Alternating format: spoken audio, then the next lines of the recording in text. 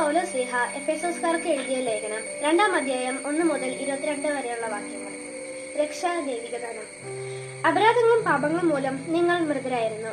അന്ന് ഈ ലോകത്തിന്റെ ഗതി പിന്തുടർന്നും അനുസരണക്കേടിന്റെ ഈ മക്കളോടൊപ്പം ഒരു കാലത്ത് നമ്മളും ശരീരത്തിന്റെയും മനസ്സിന്റെയും അഭിലാഷങ്ങൾ സാധിച്ചുകൊണ്ട് ജഡമോഹങ്ങളിൽ ജീവിച്ചു.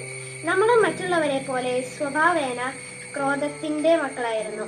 എന്നാൽ നമ്മൾ പാപം വഴി മരിച്ചവരായിരുന്നിട്ടും കരുണാസമ്പന്നമായ ദൈവം നമ്മോട് കാണിച്ച മഹത്തായ സ്നേഹത്താൽ ക്രിസ്തുവിനോടുകൂടെ നമ്മൾ ജീവിച്ചു. കൃപയാൽ നിങ്ങൾ രക്ഷിക്കപ്പെട്ടു. യേശു ക്രിസ്തുവിനോടുകൂടെ അവിടുന്ന് നമ്മെ ഉയർപ്പിച്ച് സ്വർഗത്തിൽ അവനോടുകൂടെ ഇരുത്തുകയും ചെയ്തു. അവിടുന്ന് യേശു ക്രിസ്തുവിൽ നമ്മോട് കാണിച്ച കാരുണ്യത്താൽ വരാനിരിക്കുന്ന കാലങ്ങളിൽ തന്റെ അപരിമേയായ കൃപാസമൃദ്ധിയെ വ്യക്തമാക്കാനാണ് ഇപ്രകാരം ചെയ്തത്. വിശ്വാസം വഴി കൃപയാലാണ് നിങ്ങൾ രക്ഷിക്കപ്പെട്ടത്. അത് നിങ്ങൾ നേടിയെടുത്തതല്ല, ദൈവത്തിന്റെ ദാനമാണ്. അത് പ്രവൃത്തികളുടെ ഫലമല്ല. തന്മൂലം ആരും അതിൽ അഹങ്കരിക്കേണ്ടതില്ല. നാം ദൈവത്തിന്റെ കരവേലയാണ്.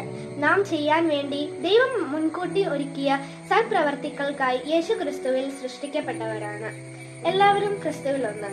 നിങ്ങൾ ശരീരം കൊണ്ട് വിജാതീയരായിരുന്നപ്പോൾ ശരീരത്തിൽ കൈകൊണ്ട് പരിച്ഛേദനം ചെയ്യപ്പെട്ടവർ നിങ്ങൾ അപരിച്ഛേദിതർ എന്ന് വിളിച്ചിരുന്നത് ഓർക്കുക.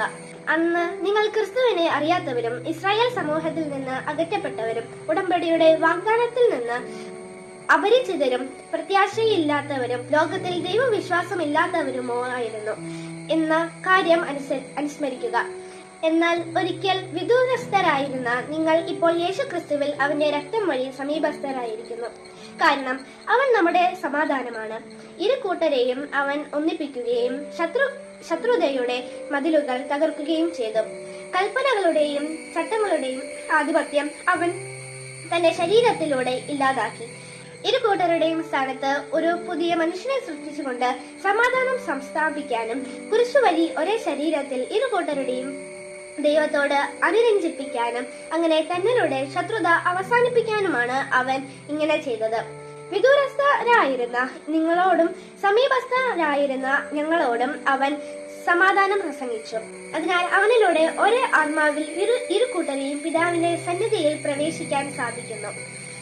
ഇനിമേൽ നിങ്ങൾ അന്യരോ പരദേശികളോ അല്ല, വിശുദ്ധരുടെ സഹപൗരരും ദൈവഭവനത്തിലെ അംഗങ്ങളുമാണ്. അപ്പസ്തോലന്മാരും പ്രവാചകന്മാരുമാകുന്ന അടിത്തറമേൽ പണിതുയർത്തപ്പെട്ടവരാണ് നിങ്ങൾ. ഈ അടിത്തറയുടെ മൂലക്കല്ല് ക്രിസ്തുവാണ്. ക്രിസ്തുവിൽ ഭവനം ഒന്നാകെ സമന്വയപ്പെട്ടിരിക്കുന്നു.